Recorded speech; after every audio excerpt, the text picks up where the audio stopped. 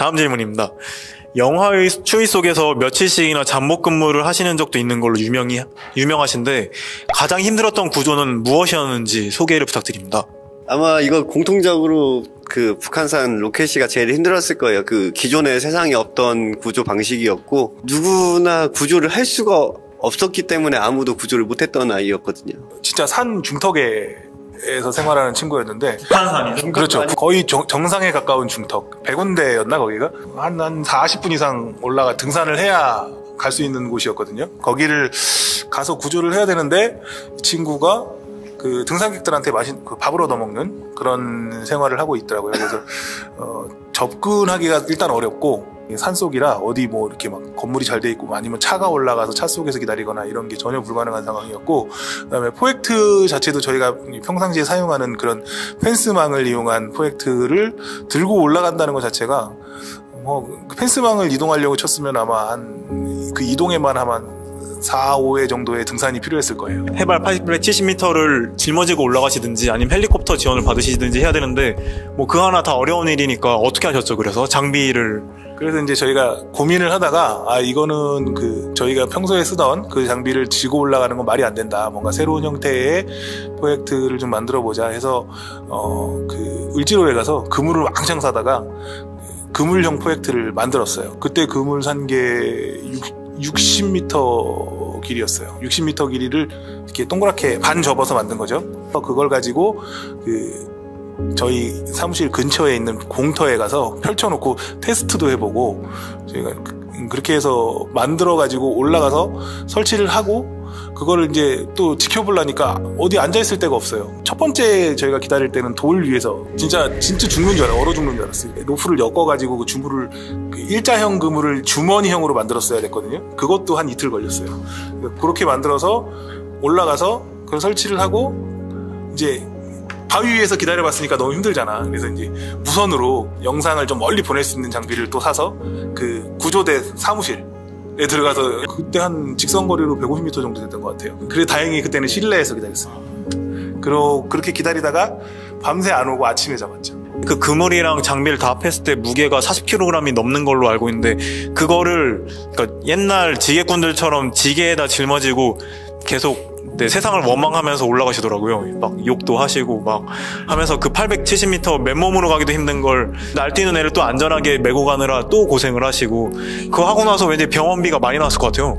병원까지는 안 갔고요. 그때 내려오면서 이 친구가 너무 요동을 해가지고 진짜 위험한 순간이 몇 번 있었어요. 넘어질 뻔한 돌에서 중심을 잡아야 되는데 제가 아래 조기를 디뎌야 되겠다 하고 발을 냈는데 얘가 이렇게 움직이면 몸이 이렇게 돌아가요. 그런 위험한 순간이 진짜 3-4번 있었어요. 진짜 그냥 꼬꾸라질 뻔한 순간이 몇 번 있었어요. 사실 병원에 안 갈 이유가 없을 정도로 힘들었었어요. 근데 말 그대로 저희 단체가 어렵고 돈이 없기 때문에 그때 하루 쉬고 다음날 또 다시 구조하고 그랬을 거예요. 구조 성공률은 보통 어느 정도 되는지, 또 구조된 동물들은 행복한 삶을 사는지 그 이후가 궁금한데요. 저희는 실시간으로 모든 활동들을 다 공개를 하기 때문에 저희는 한 100건 중에 한 99건은 성공한다라고 보고 있어요. 아이가 정말 뭐 갑자기 사라지거나 이런 상황이 아니라 그러면 계속 구조는 진행을 하고 있고요. 구조된 동물들의 삶, 사실 그것 때문에 저희가 이 활동을 하고 있는 거거든요. 구조된 동물들이 얼마 안 가서 안락사될 것 같으면 사실 저희가 이렇게 힘들게 후원을 받아가면서 활동할 필요가 없어요. 제대로 된 누군가의 반려견으로서의 삶을 살거나 아니면 구조된 이후에 동물이 조금 더 안전하고 아프지 않는 그런 보호를 받을 수 있는 정말 그런 삶을 살 수 있다라는 가정 하에, 그 판단 하에 가거든요. 그래서 모든 동물들이 저는 구조되기 이전의 삶보다 훨씬 더 행복하게 잘 살고 있다고 보고 있습니다. 아까 사실 댓글에서 유기견이나 다친 애들을 발견하면 어떻게 해야 되냐고 질문해 주신 분이 계셨는데, 시보호소의 프로세스를 피해서 내가 어느 정도 책임져서 얘를 살리고 싶다라고 각오가 되셨다면 이렇게 동물구조단체에 연락을 할 수 있는 것이죠. 그렇게 되면 구조단체도 구조해드릴 수 있거든요. 다만 구조해서 알아서 이제 뒤는 어떻게 될지 모르지만 구조해주세요, 사실 이 신고만으로는 바뀌는 게 하나도 없습니다. 그래서 이 점이 좀 놀라는 분도 계실 거예요. 그러니까 신고한 게 끝이 아니라 시작이라는 말씀을 드리고요. 네, 호두라는 님이 지역은 평생인데 구조해서 동물단체에 보내주고 싶다고 하셨는데요. 사실 이런 이제 질문을 주실 때 그 반대가 된다는 말씀을 하시는 것이죠. 예를 들면 구조대가 구조를 해드리면 이제 본인이 직접 보호를 하고 끝까지 책임질 수 있다. 이런 개념이 돼야 되는 겁니다. 구조해서 이후를 책임져 주세요가 아니라 이후를 책임질 테니까 함께 해주세요라고 하시는 게 좀 더 맞는 질문이 되는 겁니다. 네, 답변이 됐으면 좋겠고요. 구조 요청을 하는 사람들은 왜 그렇게도 동물을 구조하고 싶어 하나요? 일단은 동물에 대한 측은지심이죠. 동물이 가진 지금 현재 상황에 대해서 공감하고 같이 아파하고 이 친구의 삶이 조금 더 나아졌으면 하는 그 마음, 그것 때문에 구조를 결정을 하게 되는데, 사실 모든 상황들이 완벽하게 자기가 금전적으로나 아이를 보호할 수 있는 공간이라든지 이런 게 여유가 다 돼서 내가 여유가 되니까 이때 한 마리 구조하자 이렇게 하시는 분들은 거의 없으세요. 우연찮게 본인이 직접 보거나 아니면 보호하고 치료할 수 있는 상황이 안 되시는 분이 누군가에게 도움을 요청하는 그런 글을 올렸을 때 본인의 마음이 이 친구를 그냥 두기에는 너무 안타까워서 그걸 견디지 못해서 구조를 결정을 하시는 분들이 많고, 금전적으로도 어렵고 여러 가지로 힘든 부분이 있지만 그래도 내가 조금 고생해서 아이가 세상을 사는 모습 자체의 그 변화가 너무 행복하게 느껴져서 중독 같은 그런 마음으로 하는 것 같아요. 그런 댓글들이 많이 달려요. 야, 사람도 먹고 살기 힘든데 뭔 동물에 그렇게 매달리냐, 그럴 돈 있으면 나를 줘라, 막 이런 분들도 계신데, 사실 구조 요청하는 분들 또한 삶이 정말 녹록지 않고요. 그분들은 실제로 마음이 여린 분들이라 다른 분들이 이미 많이 도와주고 계세요. 동물은 어디 기댈 곳도 없잖아요. 당장 생명이 위태롭기 때문에 내 삶을 쪼개주는 분들인 겁니다. 활동하면서 겪고 계신 어려움, 가장 큰 건 무엇인지, 그걸 극복하려고 어떤 준비를 하고 계신지 궁금합니다. 돈이죠. 활동 자금이 아까도 뭐 중간에 좀 설명이 나왔지만 저희가 한 월 1,000만 원 이상의 비용을 들여서 여기저기 다닙니다. 저희 인건비 포함 전국을 다니면서 필요한 뭐 연료비, 그다음에 톨비, 구조 활동하면서 숙박할 때 드는 비용, 그다음에 식대 이런 것들, 정말 구조 활동에 필요한 것들만 해서 1,000만 원 이상의 비용을 저희가 항상 쓰면서 다니고 있거든요. 이거 잠깐 보여주려는데 저도 살짝 포함했었는데 요거 네, 이 조끼 저도 소장용으로 구입하셨구나. 갖고 있다. 네, 요렇게 가끔씩 굿즈를 그때 이걸 하고 나서 너무 힘들고 너무 안 팔려서 이제 안 합니다. 이거 몇 개나 파셨어요? 이거 해서 거의 지인분이 15벌 하고 한 번에 한 거의 50벌도 안 됐습니다. 이 굿즈 조끼 판매해서 총 수익이 97만 원인가 100만 원이 채 안 됐고, 그 역시도 지인분이 한 번에 많이 구매를 해주셔가지고 겨우 그 정도의 수익이 났는데, 여기서 얻은 수익금 가지고 아이를 구조해서 치료 비용하고 보호 비용으로 하려고 만든 제품이었었거든요. 근데 거기에 투입되는 시간과 노력이 이런 것들이 너무 많이 들어가더라고요. 그래서 그 시간에 아이들 구조에 좀 더 집중을 해야 될 수밖에 없는 그런 상황이 생기더라고요. 50벌도 못 파셨다고 하니까 왠지 제작비 본전도 못 뽑으셨겠다 이런 생각이 드네요. 그러면 지금 혹시 대게 이런 거 한 100벌씩 아직 남아있나요? 선주문 후제작이라. 네, 제작을 누구한테도 좀 창피하지 않을 그냥 시중에서 나오는 퀄리티 좋은 제품 수준으로 항상 만들려고 해가지고 이것도 그렇게 만들었거든요. 지금 이게 한 거의 2년째 돼가는데 아직까지도 잘 유지될 정도로 그랬는데도 좀 아쉽더라고요, 판매량이. 그나마 다행인 건 이게 막 한 300벌 만드셨는데 50벌만 팔려서 집에 박스째에 싸놓고 계신 건 아니라는 거. 돈 많고 싶어요. 네. 이번 생은 틀린 거지. 저희가 존경받는 돈 많은 사람이 될 수 있게 많이 도와주십시오. 이거는 저희가 미리 방송하기 전에 설 전에 예고를 띄워놨고 구독자들이 달아놓으신 질문이에요. 네, 첫 번째 질문입니다. 저분들 유튜브 구독자 수가 너무 적어서 속상한데 많이 늘면 좋겠다. 구독자 왜 이렇게 안 느나요? 이거 좀 답변해 주시죠. 가뜩이나 저희는 방송 시간이 길잖아요. 동물 관련 채널인데 그 긴 시간 동안 동물이 많이 안 나와요. 조금 나와요. 이게 또 네, 답답하셨나봐요. 우리 SID님이 크집사님네 편집 고양이처럼 편집개님이 편집해주실 봉사자가 필요한 것 같다고 말씀을 하시네요. 두 분이 이렇게 바쁜 와중에 그걸 하긴 힘들다면 뭔가 자원봉사라든가 그런 식으로라도 이 친구는 어떤 사연이 있는데 이렇게 구조되는 결정적인 순간을 보여주는 거, 그런 것이 좀만 편집된 게 몇 개만 올라오면 저도 훨씬 성장을 하실 거라고 보거든요. 저희는 그래요. 이 활동을 할 때 저희는 월급이 만약에 불안하다, 저희가 가족이 있고 삶이 있고 각자의 개인이 둘이 삶이 있는데 월급이 불안할 정도로 어렵다 그러면 저희는 길게 안 할 거예요. 구조 활동을 할 때도 저희가 저희 인간답게 살 수 있는 어떤 최소한의 그런 사회적인 그런 활동을 할 수 있는 그런 월급이 제공되지 않는 상황에서 봉사처럼 하는 거는 저희는 원하지 않고요. 그렇기 때문에 마찬가지로 자원봉사자 하시는 분들도 저희는 원치 않습니다. 저희가 월급을 드릴 수 있어야 사람을 쓸 겁니다. 그리고 편집하시는 분들 뭐 저희가 시세는 모르지만 어쨌든 그분을 충분히 대우해 드릴 수 있지 않은 상태에서는 할 생각이 없어요. 여러분들의 후원만이 필요합니다. 리버스 활동만으로 생업이 가능하신지요? 좀 전에 대답해 드린 것 같아요. 지금 생업이 가능합니다. 저도 누군가의 한 아들이고 누군가 어떤 한 가족의 가장이고 이분 역시 저랑 같이 하는 구대표님도 마찬가지거든요. 그러면 저희 생업이 유지가 돼야 돼요. 그냥 숭고한 봉사정신만으로 모든 걸 저희가 가진 재력에 의해서 활동하는 것이 아니라 저희도 활동할 때 저희 월급 받아가고 이런 것들 다 통장을 다 보여드리거든요.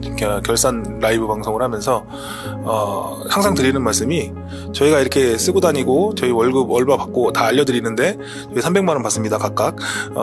다 알려드리는데 그거 불만 있으시면 후원 안 하시면 됩니다. 저희는 그렇게 하고 활동을 해요. 네, 안타까운 또 댓글을 달아주셨는데요.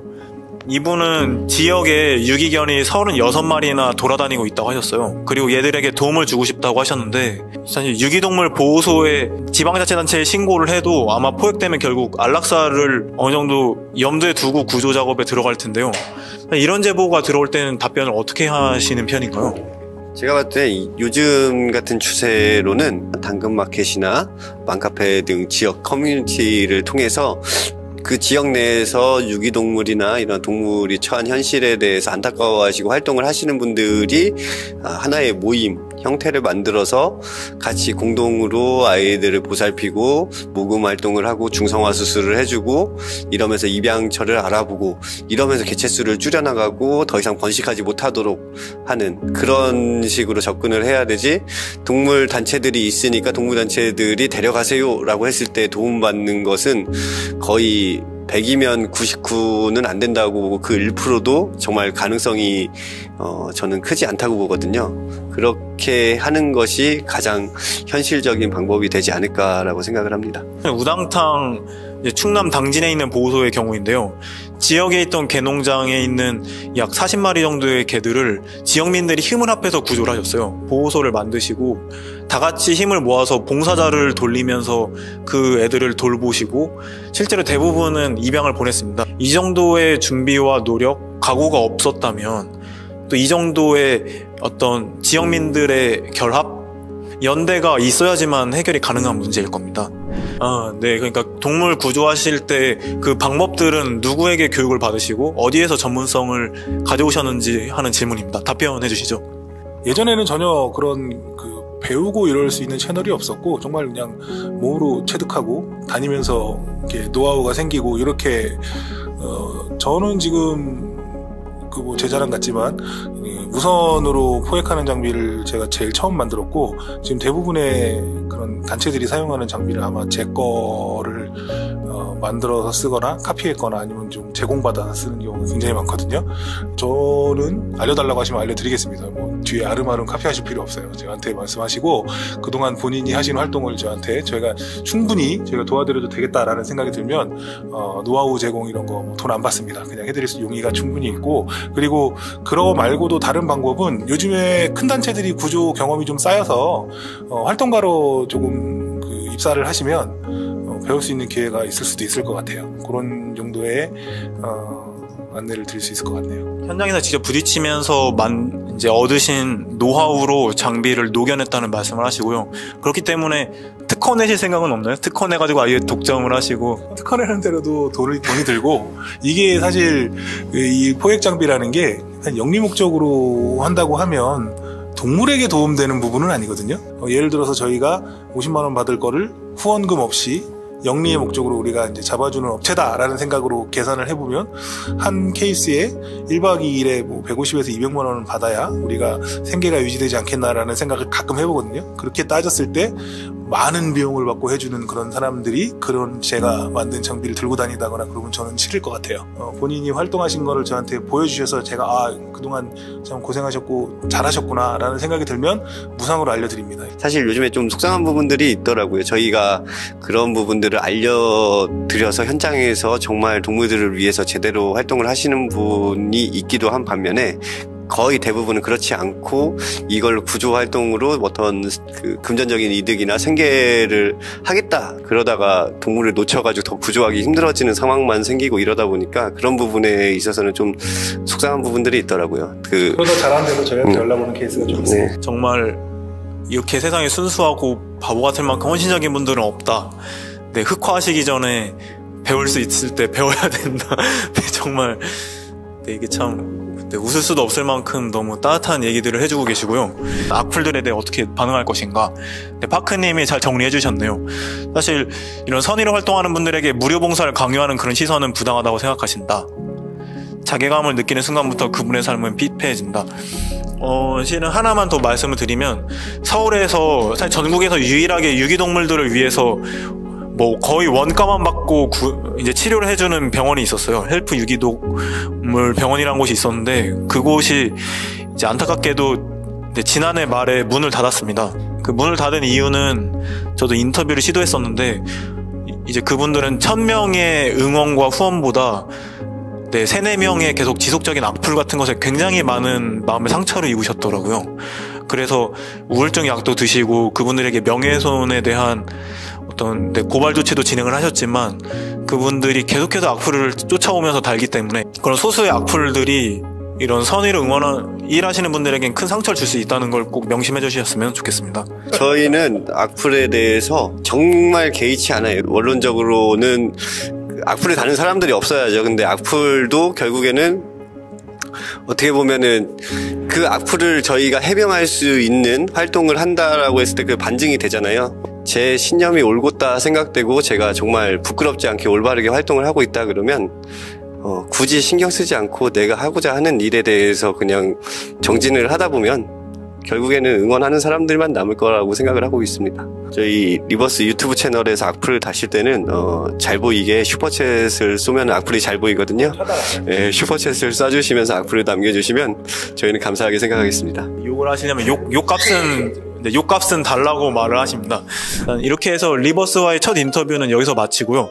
저희는 앞으로도 위계 동물들을 위해서 현장에서 노력하시는 분들을 순차적으로 만나보려고 합니다. 리버스가 일단 첫 순서에 모실 수 있어서 너무 감사했고 영광이었습니다. 오늘 수고 많으셨습니다. 예, 감사합니다.